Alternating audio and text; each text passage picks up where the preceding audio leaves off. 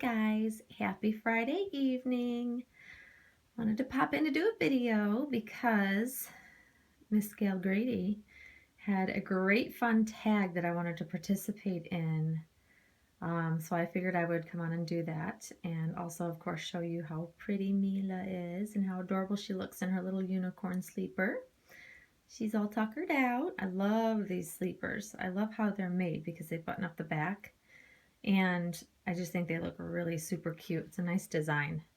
So that way you don't have to worry about like zippers that bunch or stick out, or buttons that pull apart because of the way we like to position our laying babies. I always have an issue with that. Like, when they button down the leg, they always pull, even if they fit them properly. And I don't like just have anything bowing open. I don't know. I'm really weird about it. So I love this design. Cute, cute, cute. Look, it's got little unicorns all over it. It's so cute. And then she's got a cute little it's not a headband, but it is a headband, and you tie it on. Very cute. Just a little accent there. So yeah, here, I just wanted to do Gail Grady's tag video, and it is 5 things that you would give up in order to be able to buy a new doll, whether it be reborn, silicone, whatever. And so I thought this is a fun tag because when we really want a baby, it's interesting. We might not have any money available at the moment we find a doll that we're like, oh my gosh, I have to have this baby. I need to figure out a way to bring the baby home.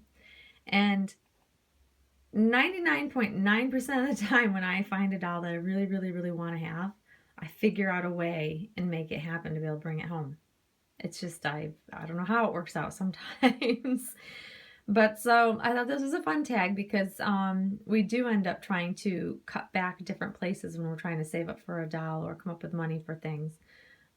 So the first thing I do when I know that there's a doll that I want to bring home is I part with another doll. So the first big thing is I will let go of a doll or plural dolls in order to bring one doll home, depending on how coveted the doll is. If it's a really special silicone, I'll part with my whole collection if I really want to bring one home bad enough in order to afford it.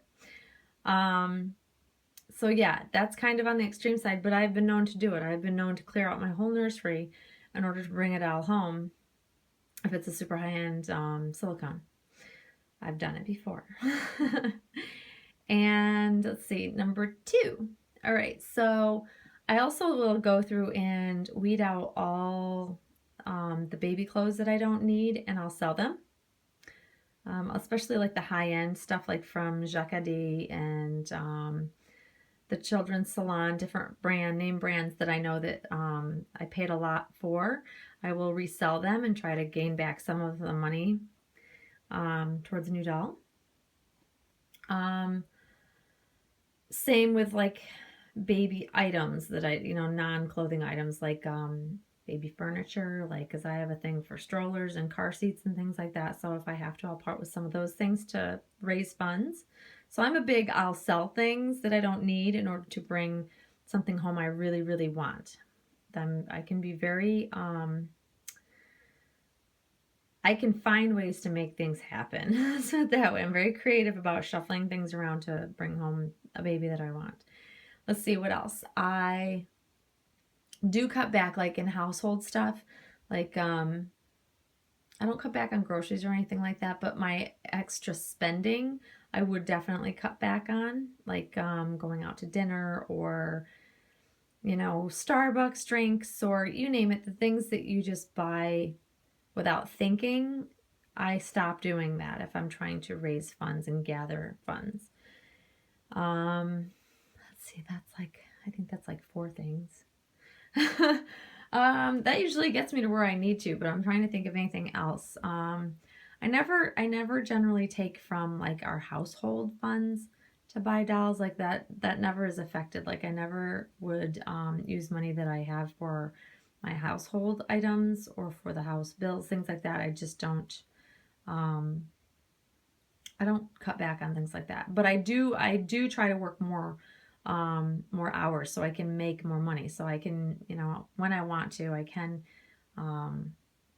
stay for overtime and bank more hours So I think that would be the fifth one, is I would work a little bit more so I could try to have a bigger paycheck. So yeah, those are my 5 things. I think this is a really interesting topic because I'll be interested to see what other people do. My biggest thing really is, it's the number one thing I listed.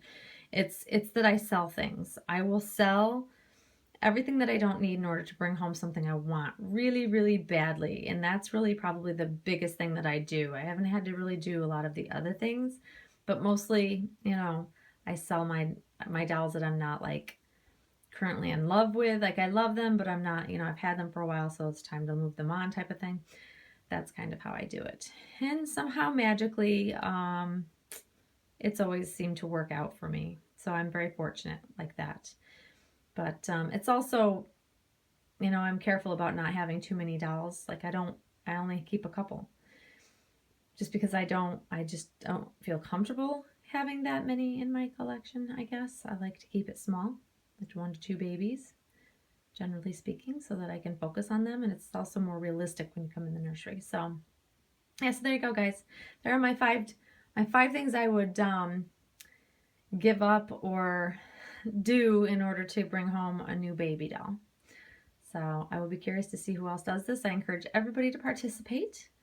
Love to see all of your answers, hear all of your answers, I should say. So yeah, that's pretty much it for right now anyways. I'm sure you'll see more of us throughout the weekend. It's cold and rainy out right now. It's pouring out as we speak, so hence why she's in something warm. And some PJs ready for bed. I hope everybody has a great rest of their Friday. For those that have already moved on into Saturday, happy Saturday to you, and we will see you all soon, guys. Thanks for watching. Bye-bye.